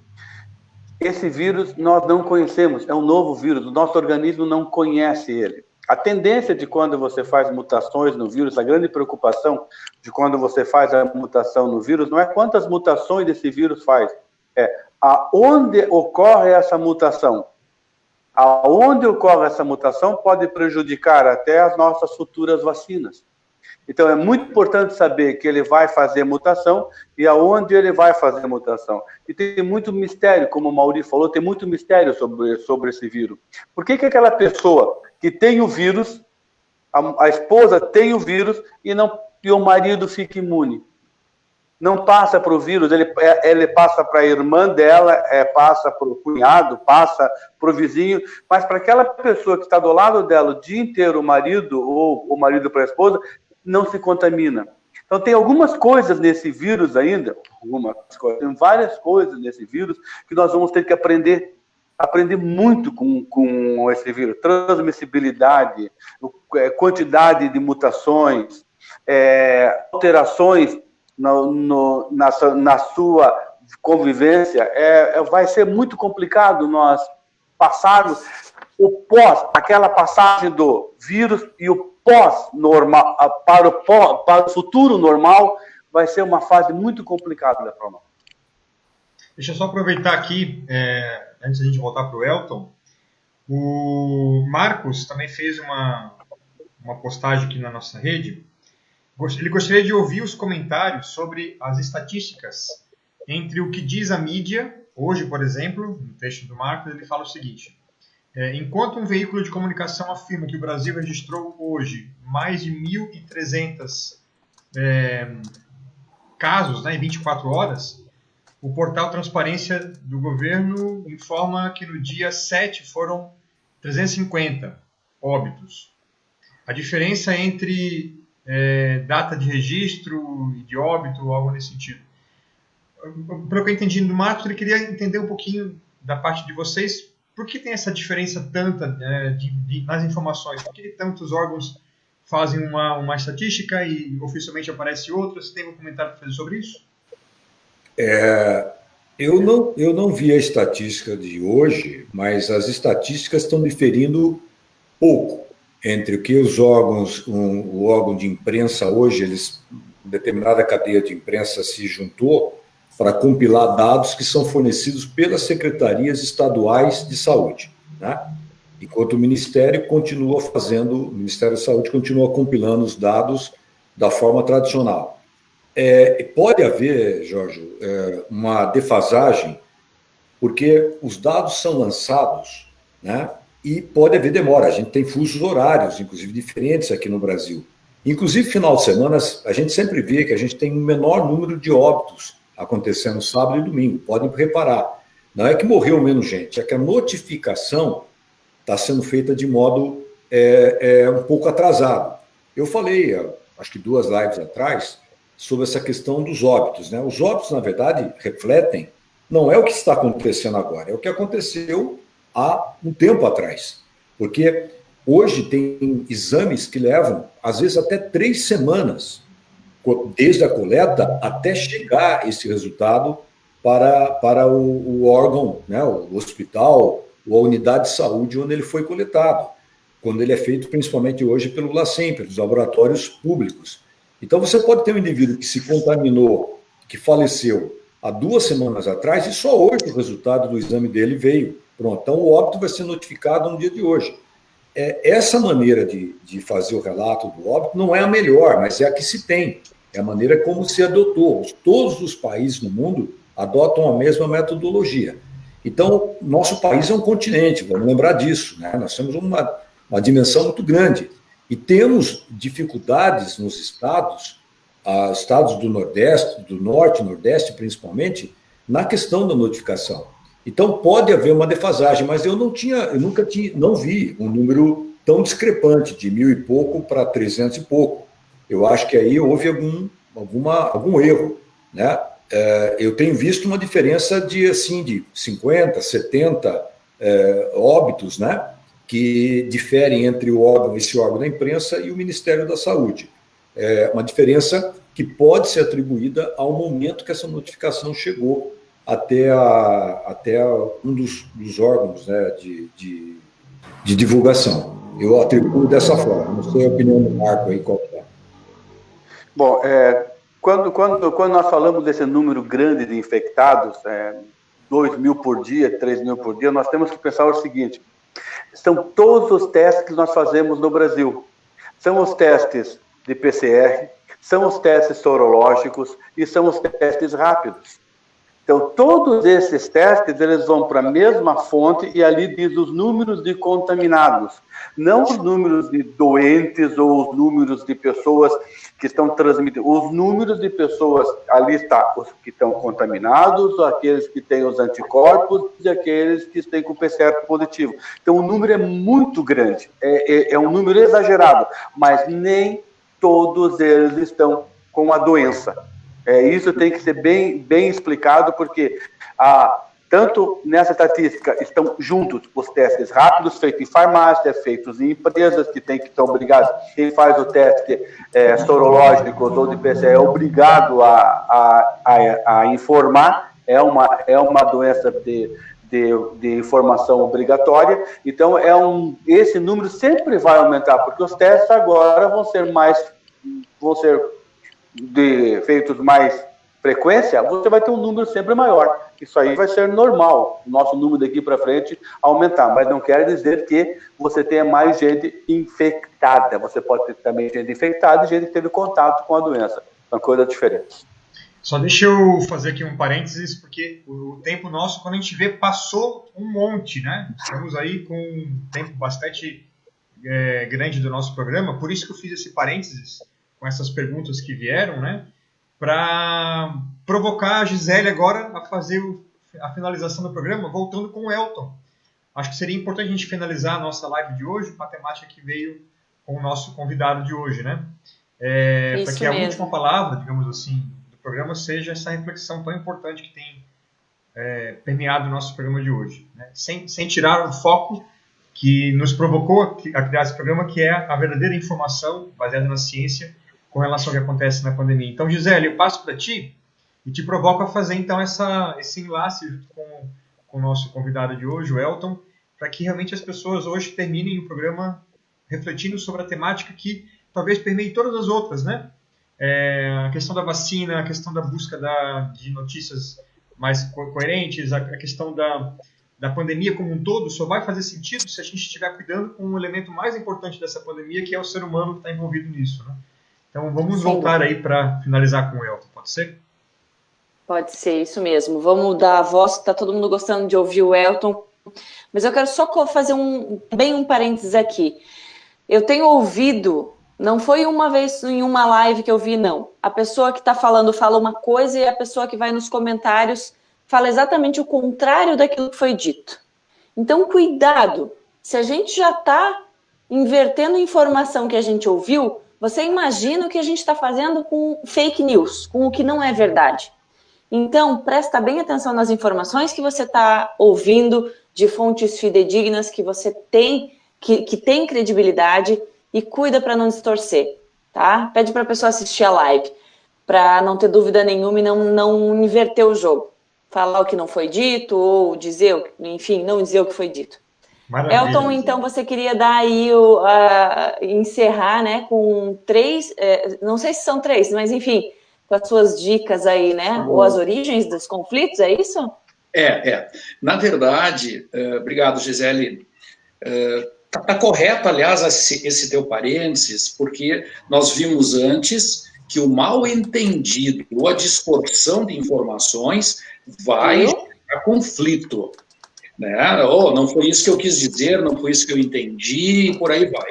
Então, nenhum problema depois, Jorge, se tu quiser deixar meu contato e as pessoas quiserem até tirar alguma dúvida depois, por WhatsApp mesmo, eu me coloco à disposição. Mas eu só gostaria de, para finalizar, dizer o seguinte, Amaury e Marcos, né? Que bom que vocês estão dando abertura aqui para um filósofo, para uma jornalista, né, para um nesse momento aqui para um psicólogo e consultor dentro de empresas. Eu trabalho muito com sucessão familiar, então vocês podem imaginar que numa sucessão familiar o que se trabalha fundamentalmente são conflitos o tempo inteiro. Mas voltando para Live pela Vida, né, emoção é vida, e conflito é vida. Tá? Então, vejam, vamos lembrar da colocação do Stark a respeito das sequelas, porque as sequelas aqui podem não ser só emocionais. Né? Uma pessoa infeliz, ela sente mais dor, e muitas vezes a dor física. Faz sentido isso para vocês? Então, uma pessoa mal-humorada, ela sente mais raiva. Está dando eco aqui. Então, uma pessoa mal-humorada, está se achando aí, Gisele? Estou tentando salvar para ele não morrer no meio da live. Tá bom. Melhorou. Então, vamos lá. Então, assim, aquela pessoa que é mal-humorada, que é de mal com a vida, a possibilidade de ela ter gastrite, úlcera ou até um câncer é muito maior. Né? Então, as sequelas que o Stark falou antes, também, elas não são só emocionais, elas podem vir a ser físicas. Porque o que é o ser humano pleno? Né? É quando a gente consegue satisfazer, ou quando ele está com o bem-estar físico, mental, emocional e espiritual. Quer dizer, você tendo esses 4 bem-estar correspondidos ou dentro na sua vida, você chega mais fácil à plenitude. Nós nunca vamos estar plenos. Eu sempre brinco que nós vamos estar plenos mesmo quando a gente estiver na horizontal e não estiver mais respirando. Bom, aí, né? Então, e eu não estou aqui, por favor, só para deixar bem claro, eu não estou aqui fazendo graça com a morte. Eu perdi meu pai há coisa aí de alguns meses atrás e eu não me senti nada pleno, mas eu tenho certeza do quanto ele descansou naquele momento. Mas voltando, eu vejo o seguinte, para fechar. Cabeça quente e coração frio vai fazer tu tomar decisões erradas e vai fazer tu conflitares mais. Eu vou repetir, cabeça quente e coração frio. É só a gente ver no trânsito, a gente vê algumas brigas que a gente enxerga por aí, né? Inclusive chegando a agressões físicas. Né? Agora, falamos sobre a frustração, agora tem um detalhe muito importante no desenvolvimento do conflito, que é a conceitualização. E agora a gente vai entrar, Amaury e Marcos, na ciência pura. Né? Quando você conceitualiza o conflito, o que é conceitualizar? É dar forma para ele. É dizer assim, ó, vem cá, a gente está brigando por quê, hein? Quando a gente consegue passar bem por esse momento da conceitualização, fica mais fácil nos passos seguintes. Né?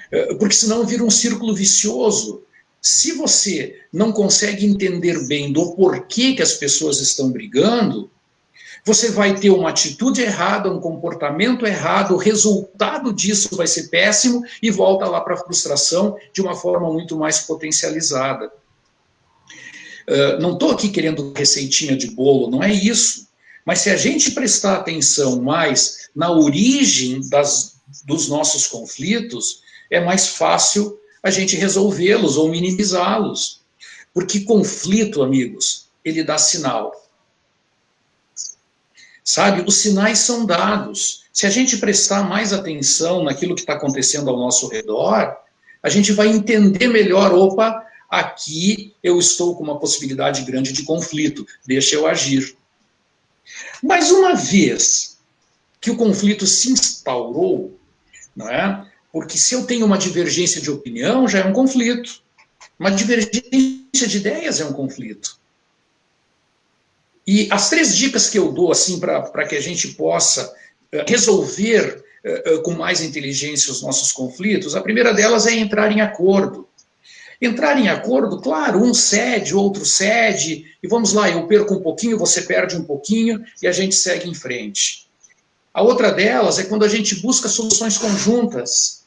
Ou seja, juntos a gente faz um exercício criativo para achar uma solução.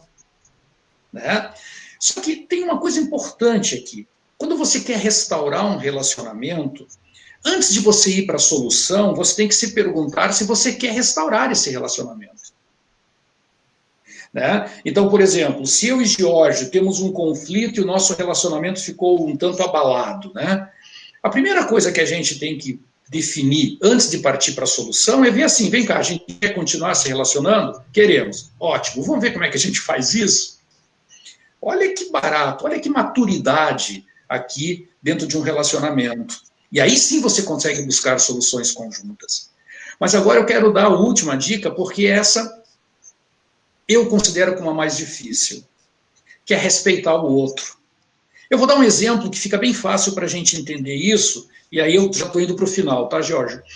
O exemplo é o seguinte, é domingo, você, Jorge, e a sua namorada ou a sua esposa, vocês estão saindo para almoçar. Ela quer comer churrasco, você quer comer massa. Entrar em acordo é, ok, nesse domingo a gente come churrasco, no próximo domingo a gente come massa. Cada um perdeu um pouco. Buscar soluções conjuntas é quando você diz assim, vamos procurar um lugar onde tem os dois pratos. E respeitar o outro, Jorge, é quando você diz para ela e diz o seguinte, te faz bem comer churrasco? Isso vai te deixar feliz? Vamos comer churrasco. E você faz isso por amor. E eu não estou falando aqui agora só do relacionamento de companheiros, né? Companheiro, companheira, companheiro, companheiro, enfim. Não estou falando só disso. Eu estou falando de que é melhor para você assim, Amaury. Então vamos fazer assim. Te faz feliz isso. E me agrada te ver feliz. Vamos fazer dessa forma. E eu disse que essa era mais difícil, né? Mas eu acho que vale a pena a gente refletir sobre isso. E não ficar na teimosia lá do início que tu falaste de um tentar convencer o outro, Gisele. É eu dizer, Amaury, você já me convenceu. Beleza, é melhor para você assim? Vamos fazer assim.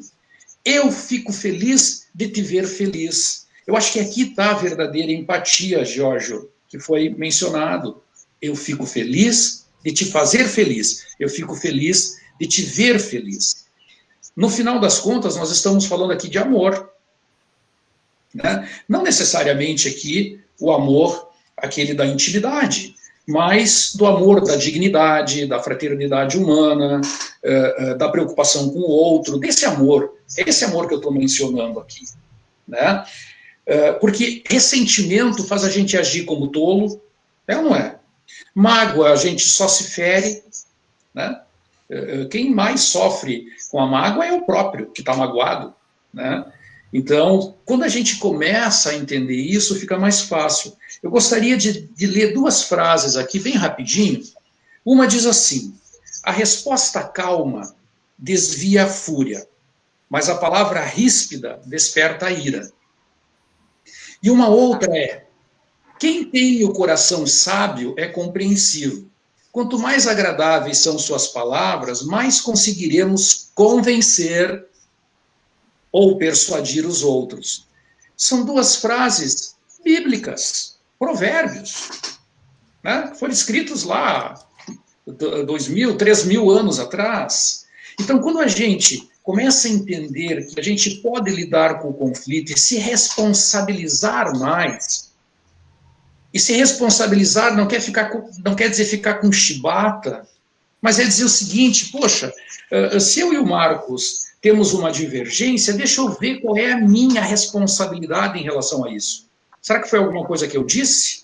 Será que foi alguma coisa que eu fiz? Olha para dentro de si primeiro, toma consciência, tá bom? Então é isso, e demais eu já disse antes que a gente possa sair mais forte, porque se nós sairmos emocionalmente mais fortes, não sei se os médicos aqui vão concordar comigo, mas acho que vão sim, se a gente sair emocionalmente mais fortes dessa situação, a gente também vai lidar melhor com os sintomas ou até com a doença que porventura a gente possa vir a ter a posteriori. Né? Porque existem pesquisas e mais pesquisas sobre isso de pessoas que curaram câncer porque estão emocionalmente fortes. né? Evidentemente, não desmerecendo toda a medicina dentro dessa história. Ok? Que coisa boa. E eu só preciso agradecer profundamente, né, Elton, pela tua presença e por ter aceitado o convite do Amaury. E reforço a tua última palavra aqui para nós aqui da Cafeteria Especial, todo o projeto que a gente coloca em prática realmente tem muito sentido, né? O ser humano é o ser do amor.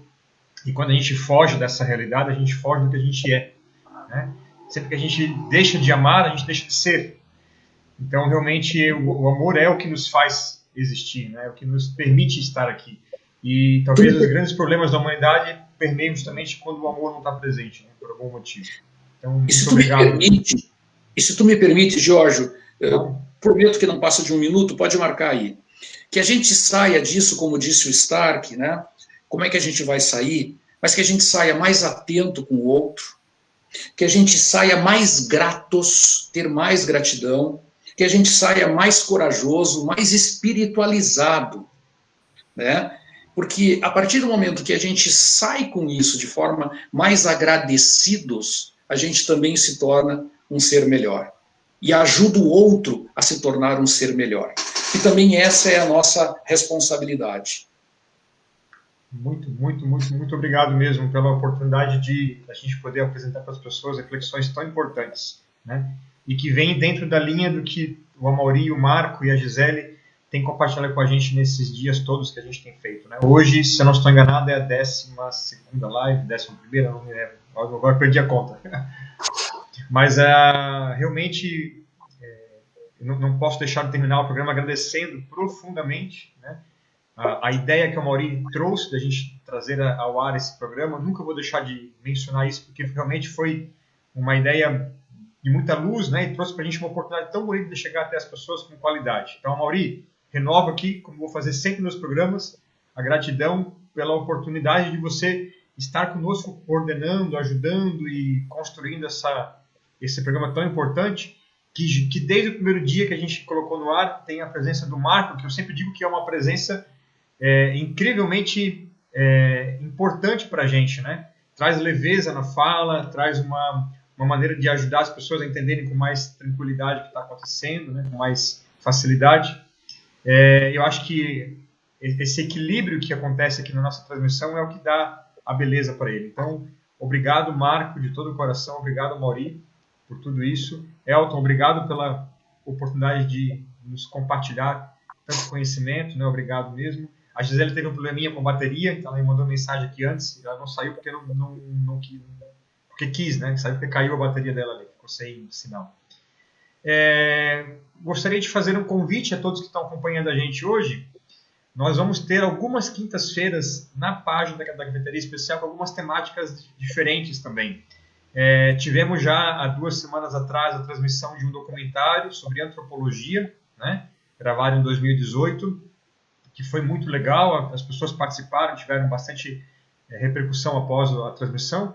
E amanhã temos um segundo programa, também transmitido ao vivo aqui pelo Facebook, que é o cuidado das crianças no século XXI, uma temática que eu tenho desenvolvido já nos meus estudos na antropologia e que está sendo trazido também pela ViaCred, né, que gravou esse material para o ProGrid, né, que é um dos programas da ViaCred, e amanhã estará disponível aqui no Facebook, numa transmissão ao vivo que começa às 20 horas. Então, quem tiver afim, amanhã, quinta-feira, ou então, para quem está vendo a gravação desse programa, pode acompanhar também no Facebook esse programa disponível.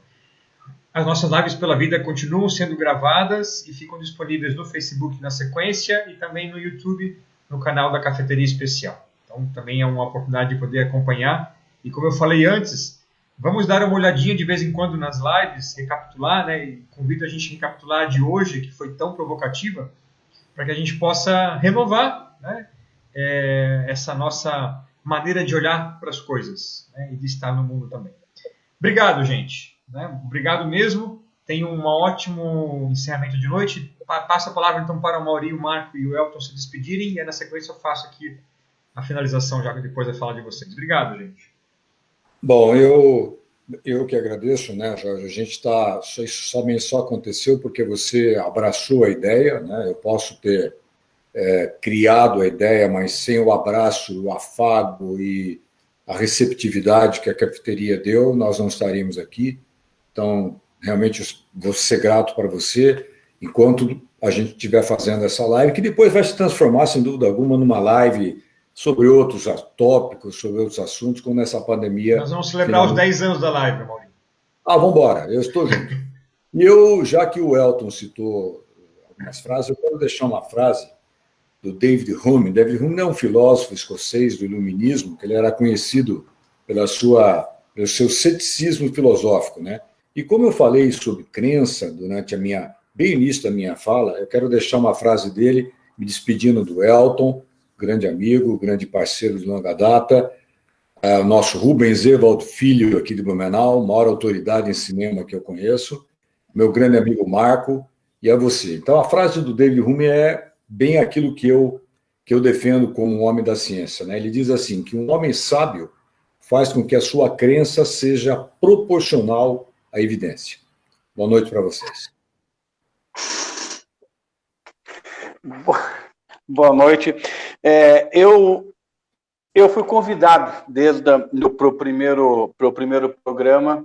O Jorge e o Maurício me convidaram. Eu só tenho que agradecer esse convite. Foram 11 programas que acrescentou muito no meu aprendizado. Foi toda quarta-feira eu aprendo muito. É impressionante como eu ganho como pessoa quando eu estou nessas quartas-feiras. Eu me despeço de vocês desejando uma boa semana. Eu acho que nós vamos ter um pico do nosso coronavírus nas próximas semanas, mas, sinceramente, eu espero que estejamos calmos, tranquilos, e isto vai passar. E acreditem nas pessoas que conversam, procurem as informações corretas. Eu acho que isso é muito importante. Não vamos entrar em pânico, não vamos só olhar os números. Desliga. O Mandetta falou uma coisa que eu acho muito interessante. Vamos desligar um pouco a televisão, vamos sentar na mesa e conversar, vamos olhar um para o outro. Eu acho que é o momento da gente desligar um pouquinho e parar de ver os números e conversar com filhos, pais, mãe, brincar com o cachorro, com o gato, trazer a família para a gente conversar. Uma boa noite. Elton, foi um prazer estar contigo. Igualmente. Eu acho que nós jogamos futebol juntos, já que você jogou com a Mauri lá, eu estava presente. Só que eu era bem mais novo, né? Então faz tempo isso. Bom, para finalizar também, eu, como bom gaúcho, eu vou usar uma frase do Mário Quintana, que o Mário Quintana dizia, né, que ele diz assim, eu não tenho paredes, eu tenho horizontes. É assim que eu vejo também, eu não vejo paredes, eu vejo horizontes. Uma boa noite, muito obrigado por me oportunizarem este momento. A Gisele mandou uma mensagem agora, mandando para vocês todos um grande beijo, de gratidão profunda também, né? E a gente termina aqui então, gente. Boa noite. Quem usa máscara ama, tá na cara que quem usa máscara cuida. Tá na cara que quem usa máscara sabe que a vida é valiosa, quem usa máscara salva. Salve o super-herói de máscara do bem. Ao cobrir a boca e o nariz também. É só parar pra pensar e enxergar que o legal agora é usar a máscara. Tá bonito, protegido, tá de máscara. Tá unida com a vida, tá de máscara. Salve simpatia, salve empatia. Usar a máscara salva. Usar a máscara salva. Quem usa máscara ama. Tá na cara que quem usa máscara